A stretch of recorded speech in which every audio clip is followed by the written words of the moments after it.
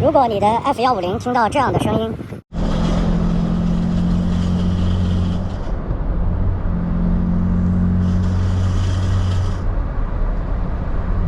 这样的声音通常发生在2H 后驱的情况下。如果切换到4驱自动或者4驱高速的话，声音消失，但是伴随着油门可以感觉到一定车辆的抖动。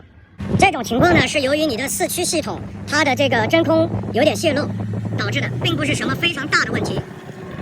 我们可以尽快的在福特的经销商购买这个 Check Valve 的总成，价格是差不多40加币左右，这是它的零件编号。更换也非常简单，只需要把这3个管路呢拔下来，然后原装位的装回去就可以了。